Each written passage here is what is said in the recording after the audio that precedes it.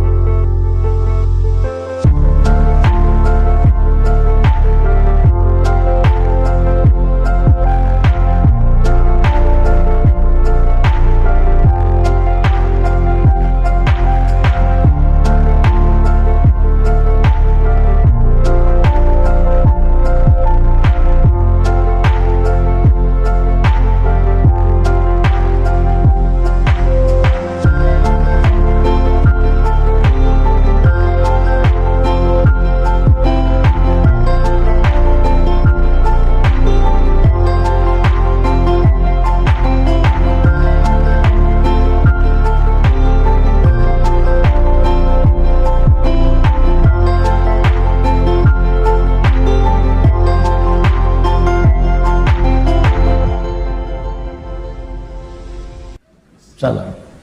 Kalau masih ada dendam kesumat tak bisa. Buya Hamka dimasukkan ke dalam penjara. Naik tapak kaki sepatu ke atas meja. Buya Hamka duduk. Ditunjuk dengan telunjuk hina. Hei Hamka, pengkhianat negara, mau menjual NKRI ke Malaysia. Sampai terlintas di hati Buya Hamka, nampaknya pisau silet di tepi penjara. Hamka, ambil pisau silet itu, potong saja ke tanganmu. Tak ada gunanya kau hidup. Di Maninjau kau bergelar datuk, di Masjid Al-Azhar kau bergelar buya, doktor dari Al-Azhar. Tak ada gunanya kau hidup dihina. Itu sakingkan sakitnya hati Buya Hamka, dituliskannya dalam buku Tasawuf Modern. Beli Tasawuf Modern. Buya Hamka ketika mau meninggal minta bawakan, nak tolong ambilkan Tasawuf Modern, aku mau mengenang sakitnya di penjara. Waktu sakitku makin parah, kata Buya Hamka, dipindahkan aku ke rumah sakit hadiah dari pemerintah Rusia di Jakarta, namanya Rumah Sakit Persahabatan. Disitulah Buya Hamka sampai akhirnya PKI tumbang dan Buya Hamka keluar. Buya Hamka tetap berdakwah, jadi imam ceramah. Ketika dia sedang duduk di rumah, datanglah orang membawa secari kertas. Assalamualaikum Buya. Waalaikumsalam. Tolong baca kertas ini. Apa isinya? Kalau aku mati nanti, tolong yang menyolatkan jenazahku adalah Hamka. Yang menyiksa, yang memenjarakan Buya Hamka selama 4 tahun itu akhirnya mati juga. Saya waktu itu penasaran, mau tak Buya Hamka ini? Mau tak? Mau Buya Hamka. Di situ kesal saya tutup buku itu. Kok mau dia? Kok mau Buya Hamka? Andai saya lah itu disiksa orang saya, lalu datang utusannya, andai aku mati, tolong yang mengimamiku Ustadz Abdul Somad, cari Ustadz Abu. Aku tak mau, sampai mati takkan kusolatkan. Barulah saya sadar betapa lembutnya hati Buya Hamka, lunak Buya Hamka. Dia tak pernah di Al-Azhar, sekalipun dia tak pernah Azhar, tapi Al-Azhar memanggil dia, memberi dia gelar doktor. Tak pernah kuliah di Azhar. Ustaz Somad 4 tahun di Azhar, balik LC. Sadar diri, aku tak selevel. Hamka luar biasa. Difitnah, bersebar info seluruh Indonesia bahwa Hamka plagiator. Novelnya itu katanya diambil dari Al-Manfaluti, sastrawan Mesir. Ditulis di harian Lekra, PKI punya. Siapa yang memfitnah dia? Pramudia Anantatur, Pram. Buya tak melawan, diam. Akhirnya isu itu hilang, PKI jatuh, NKRI tetap tegak berdiri, dan tak lama sesudah itu datang perempuan bermata sipit dengan suaminya mu'allaq, mau masuk Islam. Assalamualaikum. Waalaikumsalam. Kamu siapa? Nama saya. Enggak. Dia mau masuk Islam. Kata Buya, kamu ni siapa? Saya disuruh ayah saya kemari, Buya. Untuk apa? Supaya suami saya ni calon masuk Islam, belajar Islam sama Buya. Nama ayah kamu siapa? Pramudia Anantatur. Begitu cara Pram minta maaf. Dia tak datang ke rumah Hamka. Anak menantunya disuruhnya belajar Islam. Dan Hamka mengajar menantu Pram itu sampai paham Islam. Lembut hati Hamka. Padahal fitnah luar biasa. Andai saya lah jadi Hamka waktu itu. Datang orang mau belajar Islam, sampai mati tak akan kuajar. Kau cari aja ustaz lain. Itu ustaz di MDI 1000 orang, di IKMI ada 600 orang. Panas hatiku. Karena kalau hati kita panas, ngajar orang tak betul. Bismillahirrahmanirrahim. Kita marah. Tapi ternyata marah Hamka itu melebur bersama apa? Maaf, tak berkesan. Kalau masih berkesan, berbekas, bukan maaf namanya. Saya maafkan dia Pak Ustaz, tapi untuk datang ke rumahnya rasanya 2030 lah Pak Ustaz. Belum, itu belum maaf. Tak ada contoh. Nanti kalau saya sebutkan Nabi, orang, itu kan Nabi. Saya sebutkan Abu Bakar, itu kan Abu Bakar. Mana orang kita? Hamka, orang awak bana dari Maninjau. Bisa dia memaafkan. Luar biasa Haji Abdul Malik. Tapi jangan bayangkan Hamka itu tak pemarah. Hamka itu pemarah. Waktu dia pergi haji naik kapal, berhentilah kapal di pelabuhan Padang. Sampai di pelabuhan mau sholat, ada pegawai kapal melarang sholat. Mau ngadu mereka ke Buya. Buya, ya ini ada pegawai kapal melarang sholat berjamaah. Katanya tak ada sholat berjamaah di kapal, sholat aja di kamar masing-masing. Oh bangkit Buya Hamka. Mana orangnya? Ini amak ang kurang aja, apa ang kurang aja, datuk nenek ang kurang aja. Itu asli, tak saya robah bahasanya. Buka buku judulnya Ayah, ditulis oleh Irfan Hamka. Dia ikut melaksanakan haji, naik kapal dan menengok Buya Hamka marah luar biasa.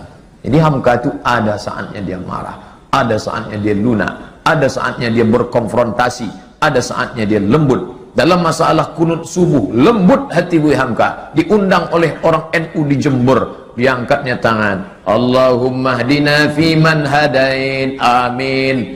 Orang semua tahu dia Muhammadiyah tak berkunut, tapi hatinya lunak menjaga persatuan umat. Tapi ketika diajak dia oleh HMI, oleh Himpunan Mahasiswa Indonesia untuk menyambut Paus Paulus, tak mau deh. Ayolah Buya, kita tunjukkan bahwa kita ini welcome terhadap Paus. Tidak. Kenapa Buya tak mau? Bagaimana aku bersalaman dengan orang yang sudah mengkristenisasikan anak bangsaku? Tak mau dia. Begitu juga dengan fatwa Natal bersama. Buang itu fatwa. Ratu Alam Shah Prawira Negara tertekan karena Presiden Menteri mau Natal bersama. Cabut fatwa Natal. Atau Buya berhenti jadi ketua MUI. Lebih baik aku berhenti jadi ketua MUI daripada mencabut fatwa Natal bersama. Hamka keras berprinsip, tapi saat-saat memaafkan dia dulu. Saya tadi begitu sampai naik bot, Ustadz Hendri nanya sama Habib Abdurrahman, Habib, ya ini masjidnya Habib? Bukan, masjidnya di belakang kata Habib. Ini madrasah. Sampai dalam masjid, saya tengok masjid, nampaknya kalau gini kultum aja lah 5 menit. Jamaah membeludak di luar. Lalu kenapa Ustaz Somad bisa bersemangat berapi-api sekarang ini? Allah mau menunjukkan, Abdul Somad, tadi waktu kau masuk kemari itu kan yang terlintas di hatimu, bahwa kau tak semangat karena masjid ini kecil, bahwa kau tak semangat karena jamaah ini tak banyak. Buktinya aku kasih kau semangat, bangkit juga semangat engkau kan? Tidak ada yang membangkitkan semangat kecuali mendekatkan, mengkonekkan dengan Sayyidina wa Maulana Muhammad sallallahu alaihi wasallam. At-tahiyatul mubarakatus salawatut thayyibatu lillah. Assalamu alayka ayyuhan nabiyyu wa rahmatullahi wabarakatuh. Langsung Nabi Muhammad menjawab dari kota Madinah, wa alaikassalam ya Abdus Somad wa rahmatullahi wabarakatuh. Itulah yang membuat kita semangat di waktu pagi.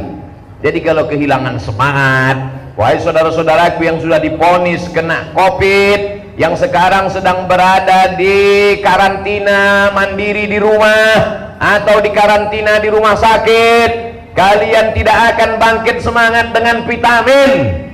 Kalian makan sama bungkus-bungkusnya, nggak akan bangkit semangat. Nggak akan bangkit semangat karena minum apapun. Yang membangkitkan semangat kalian memperbanyak sholawat. Allahumma sholli ala Sayyidina Muhammad wa ala ali Sayyidina Muhammad. Percaya kalian, alhamdulillah. Tak percaya kalian, tengok, tak akan berubah kalian jadi negatif, positif sampai mati. Tidak ada yang membangkitkan semangat. Perjalanan hidup Abdul Somad di tengah dikelilingi musuh, macam-macam orang mengusir, membenci, menyantet, macam-macam niat buruk orang, dicabutnya pisau dalam ruangan kecil, hanya 20 orang saja di negeri yang tak Islam. Mana Abdul Somad? Biar kami bunuh Abdul Somad. Keliling mereka sudah di luar, videonya viral ada di YouTube. Mana Abdul Somad? Apa yang saya lakukan di dalam itu? Salawat. Allahumma salli ala sayyidina Muhammad. Allahumma salli ala sayyidina Muhammad. Allahumma salli ala sayyidina Muhammad. Muhammad sallallahu alaihi wasallam membangkitkan semangat. Kecil mereka itu nampak.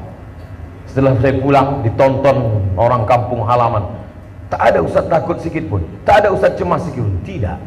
Apa yang membuat ustaz takut? Aku pun tak tahu. Aku pun tak tahu. Mereka tegak berotot besar. Negeri itu bukan negeri Melayu, negeri itu bukan negeri Islam. Mereka mencabutkan tongkatnya, pisau di dalamnya. Mana Abdul Somad itu? Mana NKRI itu? Mana di anti Pancasila itu? Kata mereka, sedikit pun tak ada rasa takut. Siapa yang menghilangkan rasa takut itu? Allahumma salli ala Sayyidina Muhammad wa ala alihi. Kalau Ustaz berdoa, Ustaz pejamkan mata, apa yang Ustaz bayangkan? Saya sedang membayangkan saya sedang duduk di samping raudhah makam Rasulullah SAW. Saya kalau pergi umrah, saya duduk di dalam taman raudhah, tepat pas di samping kepala Rasulullah SAW. Maka setiap saya berdoa, saya ucapkan salam, assalamu alayka ya Rasulullah, assalamu alayka ya Nabi Allah, assalamu alayka ya Safwatullah, assalamu alayka ya khaira khalqillah. Atawassalu bika, aku memohon kepada Allah dengan bertawassul kepada engkau ya Rasulullah. Aku tak layak menghadap Allah, dosaku banyak, aku hina, mataku penuh dengan dosa, aku pelaku maksiat. Tapi aku yakin dan percaya karena melalui namamu kusebut, pasti Allah akan memperhatikan aku.